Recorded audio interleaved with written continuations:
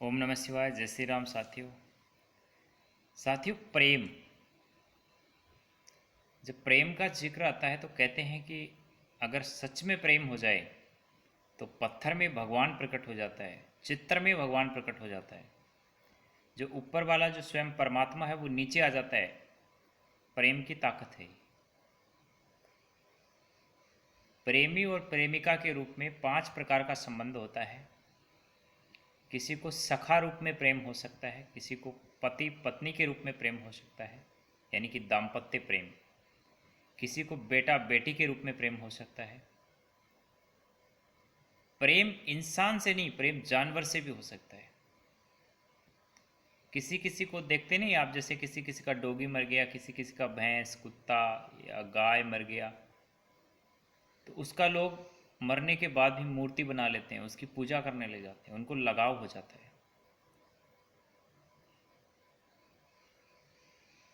प्रेम अगर एक बार सच्चा प्रेम हो जाए, प्रेम की धारा से, अगर प्रेम की धारा के अंदर, प्रेम की जो गंगा है उसके अंदर अगर एक बार इंसान, जानवर, कोई भी जीव अगर स्नान कर लेता है तो वो सदा सदा के लिए क्या हो जाता है, एकदम संमोहित हो जाता है, सदा सदा के लिए एक हो जाता है। प्रेम में दो चीज़ें दो नहीं होती, फिर एक हो जाती है, एक स्वरूप में समा जाती हैं। लेकिन आजकल के लोग जो हैं वो अपनी वासना को प्रेम का नाम दे रहे हैं। ये प्रेम नहीं है। कहते हैं ना कि मैं आपसे लव करता हूँ, जी नहीं, आप, वो लव नहीं है। अगर लव होता तो फिर दूसरे से हो ही नहीं सकता। कम से कम एक जीवन में तो एक ही बार होता है प्रेम। प्रेम विकल्प नहीं ढूंढता, प्रेम संकल्पित होता है।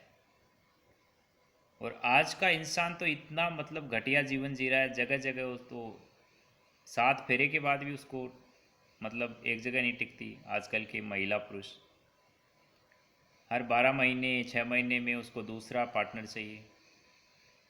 उसको कहीं संतुष्टि नहीं है। कहीं उसको अपने पार्टनर से सुंदर कोई स्त्री दिख जाए, कोई पुरुष दिख जाए तो उसके प्रति उसको लगाव हो जाता है। कहीं पैसे वाला अधिक दिख जाए तो उससे लगाव हो जाता है।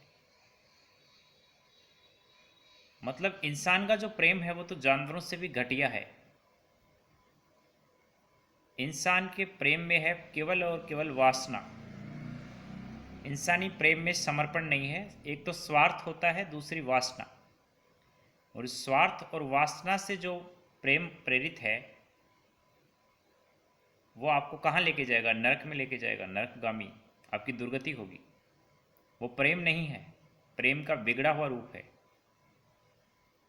इसलिए कोई कहता है कि मैं आपसे प्रेम करता हूँ तो उसको परखो कि आपसे प्रेम करता है या आपकी संपत्ति से प्रेम करता है, आपकी देह से, आपकी सुंदरता से प्रेम करता है।